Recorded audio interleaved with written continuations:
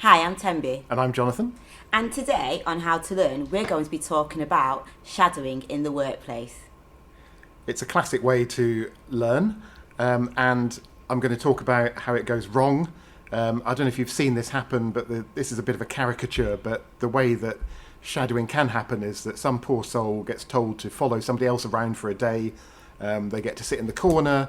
They get to sit awkwardly in meetings and not say anything. They get to watch the other person doing their emails. Nobody knows quite what to do with them. And then they go home at the end of the day. And that was the shadowing experience. And I think that's sort of classic. I am caricaturing, but that classic shadowing doesn't work. That is not how to learn. But there are better examples.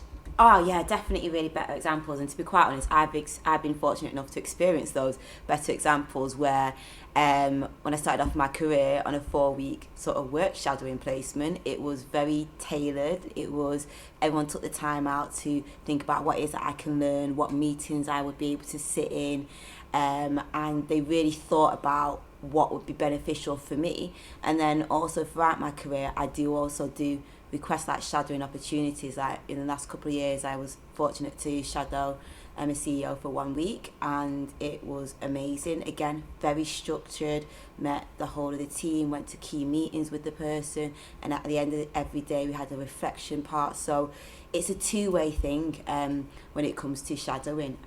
Yeah. And that sounds really organised. And it was over a period of time. Both of those examples you gave, including with the Chief Executive Officer, over a period of time, that's quite an investment of time in you and showing you stuff. Okay, so that's when shadowing really does help to learn. I mean, I think when it doesn't work, the example that came to mind is like when you're a mascot. You watch football matches and the kids come out as mascots, and they're holding the hand of Marcus Rashford or whoever it is, but then they have to go off the pitch and just sit and watch the game like everybody else. They're not part of the game.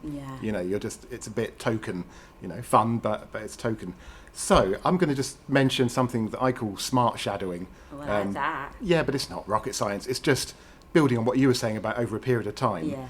How can you can actually arrange a better shadowing experience, which isn't the sort of one day embarrassing sit in the corner watching somebody do their emails thing, but how about following a subject over a period of time or a project? Yeah. Be part of a project team. So shadow the project team, be in the key meetings, see the key papers, and have some chats, do some reflection stuff. But you do it over a period of months, and it's bit by bit. So you don't have to take a big chunk of work out of your own working day or working week. You can just do it bit by bit over a period of time. And I've seen this done in the Foreign Office, for example, with negotiations.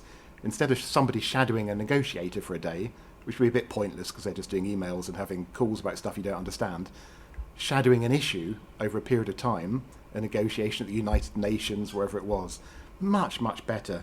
So I just think following the story of a project or following a person over a period of time and doing that reflection, much like you said, is a better use of shadowing.